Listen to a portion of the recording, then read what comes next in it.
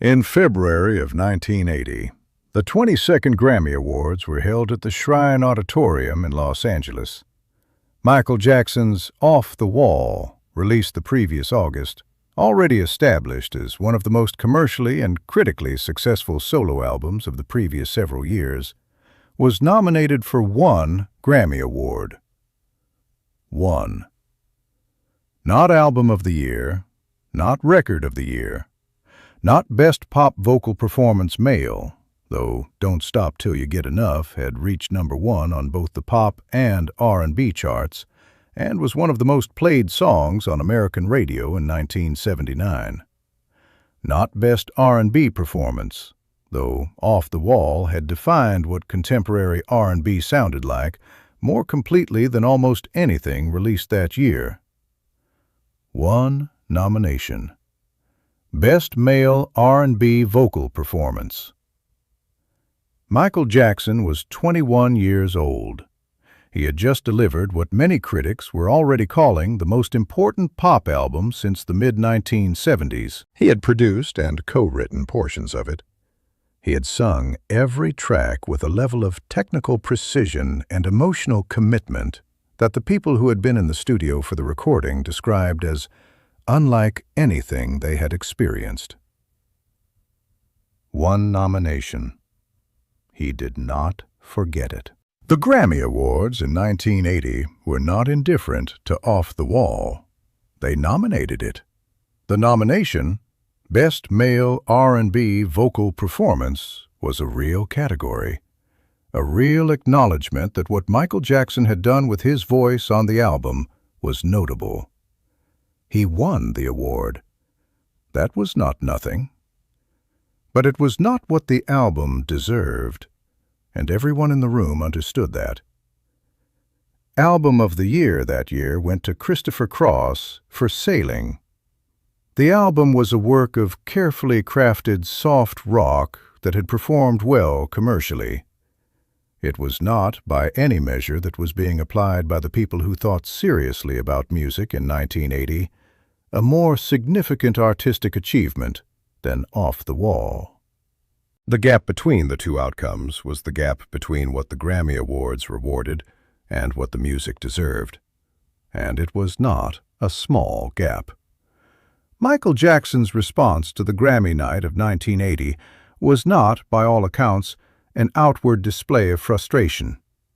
He was 21 years old, and he had been in the professional music industry since he was 9, and he had learned in those 12 years the specific discipline of not performing his internal responses in public contexts where performing them would be counterproductive.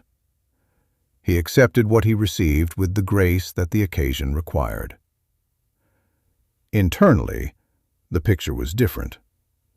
He later said, in various interviews, that the experience of seeing Off the Wall receive one Grammy nomination when he believed the album deserved to compete for the highest award the Recording Academy offered was something that stayed with him in a specific and productive way. He used the word bothered. He said it bothered him. He said he decided, at some point in the year following the Grammy ceremony, that the next album would not leave that kind of room for underestimation. Off the Wall was not a conventional pop album. This is important to understand because the word conventional has a specific meaning in the context of what the music industry considered mainstream pop in 1979. And Off the Wall did not fit that definition in the way that being categorized as such might suggest. The album was produced by Quincy Jones, who had spent years developing a production vision for Michael Jackson that went beyond the soul-influenced pop of the Motown years. What Quincy Jones brought to Off the Wall was an approach to arranging and production that drew simultaneously from jazz, orchestral music, contemporary R&B, funk, and pop in a way that produced something that did not fit cleanly into any of those categories. The result was an album that felt simultaneously like the most polished pop record anyone had made in years, and like something that operated at a level of musical sophistication that most pop records did not attempt. The songs were extraordinary. Don't Stop Till You Get Enough, which Michael Jackson wrote and produced himself, was a rhythmic and vocal performance that went beyond what the charts category of R&B implied. Rock With You, written by Rod Temperton and arranged by Quincy Jones, was a ballad that existed in the specific zone between pop and soul that very few records had managed to occupy with such complete naturalness. Off the Wall and Workin' Day and Night showed the range of what the album was willing to be. It was not an album that deserved one Grammy nomination. Everyone in the industry knew this. The people who had made it knew it. The critics who had reviewed it knew it. The audiences who had bought it in sufficient numbers to make it one of the best-selling albums of 1979 knew it, though they would not have used that term. Quincy Jones's response to what Michael Jackson told him about the Grammy experience was not consolation. Quincy Jones was not a person who offered consolation as a primary response to professional frustration. He was a person who redirected frustration into work, who understood that what Michael was describing was not a complaint but a specification, a precise statement of what the next project needed to achieve that the previous one had not. They began work on Thriller in 1982. The album was, from its earliest conception, structured around a set of requirements that Off the Wall had not set for itself, or rather that the Grammy response to Off the Wall had clarified. It needed to cross every line simultaneously. It needed to be an R&B album and a pop album and a rock album in the same set of tracks, so that no classification system could put it in one column and use that classification to ignore what it had done in the others. It needed to produce singles that reached the top of charts that did not typically share chart toppers. It needed to demonstrate the full range of what Michael Jackson could do as a vocalist, a songwriter, a dancer, and a presence on screen, so that the totality of the achievement was impossible to reduce to a single category. The production of Thriller was not an accident. It was a response. It was Michael Jackson and Quincy Jones taking what the 1980 Grammy night had said and building an answer so complete, so fully realized, so impossible to categorize as less than the most significant recording event of its era, that the answer could not be given one nomination. Thriller was released in November of 1982. It received 12 Grammy nominations in February of 1984. It won 8. The specific quality of Michael Jackson's response to the Grammy night in 1980 is worth examining carefully because it reveals something about how he understood his own work and the standards he applied to it. He was not, by the accounts of people who knew him well, someone who was primarily motivated by external recognition. He was motivated by the music itself, by his own sense of what it should be, what it was capable of, what the distance was between what he had done and what he could do. External recognition mattered to him, but it mattered in the specific way that feedback matters to someone who is using every available signal to understand whether what they are doing is reaching the level they are aiming for. The Grammy nomination, the single nomination, the one category, the gap between what Off the Wall was and what the Recording Academy chose to acknowledge, was feedback. It told him something. What it told him was not that Off the Wall was not good enough. He knew Off the Wall was good. What it told him was that good enough was not the same as undeniable. There was a level of achievement that could not be ignored, that could not be reduced to a single category, that could not be put in the R&B column while the pop column went to someone else. He wanted to make something at that level. He wanted to make something that the entire system of judgment, not just the critical press, not just the R&B audience, not just the people who already understood what he was doing, could not categorize as less than the best thing that had been released in a given year.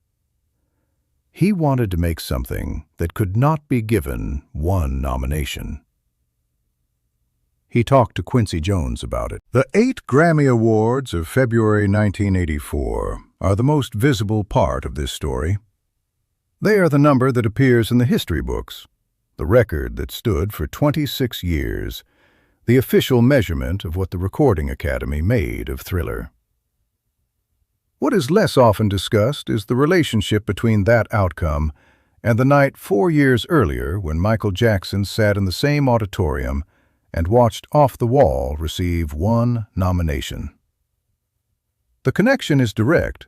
Michael Jackson said so.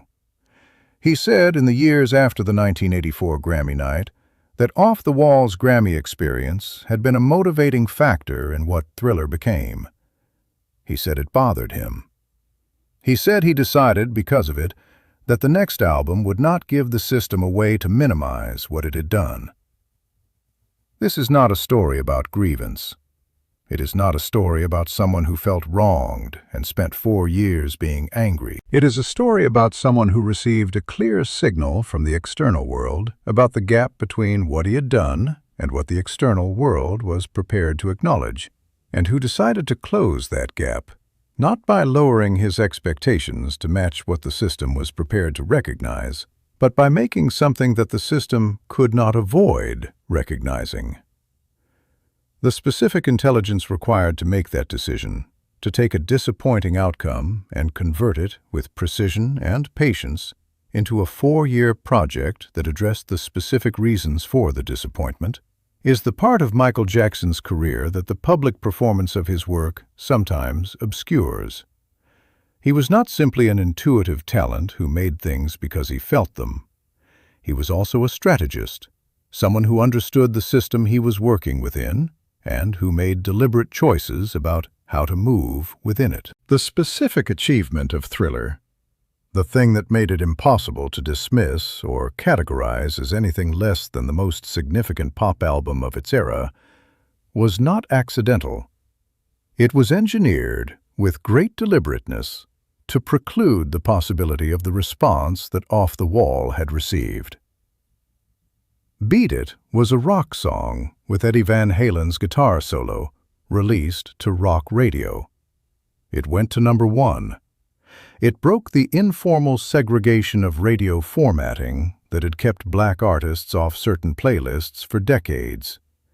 It was on rock radio and pop radio and R&B radio simultaneously, which had not been done before at that level of commercial success.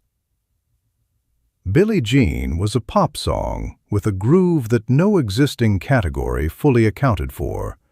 Not R&B in the conventional sense, not disco, not funk, not pop in the way that the word pop described the music that typically topped the charts in 1983. It spent 7 weeks at number 1. The accompanying short film was broadcast on MTV, which at the time had been resistant to featuring black artists. And it broke that resistance by being so good that the network could not rationalize not airing it.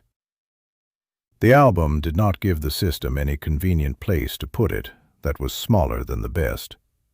Quincy Jones's production was too sophisticated for it to be categorized as mere commercial pop. Michael Jackson's performances were too emotionally precise for it to be dismissed as product. The songwriting, contributed by Michael Jackson, Rod Temperton, Quincy Jones, and others, was too varied and too accomplished for it to be reduced to a single genre. It was, in the most literal sense, the answer to 1 Grammy nomination. Off the Wall is still available. It has not diminished. The songs on it, Don't Stop Till You Get Enough, Rock With You, Off the Wall, Workin' Day and Night, She's Out of My Life, are as present in the world now as they were when they were released in August of 1979. and they will be present long after the Grammy categories that did not acknowledge them have been forgotten. What the 1980 Grammy night did was not diminish Off the Wall. It could not have done that. The music was what it was, and what it was could not be changed by the Recording Academy's assessment of it. What the 1980 Grammy night did was give Michael Jackson a specific and clear piece of information: that the world's official recognition of what he did was not keeping pace with what he was doing. And he did something with that information. He made Thriller.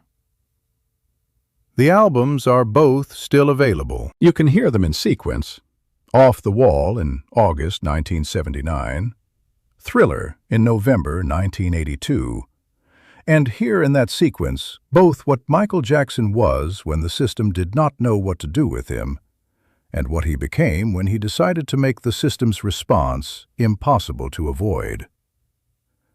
Both albums are extraordinary. Off the Wall was extraordinary first, when nobody was fully paying attention.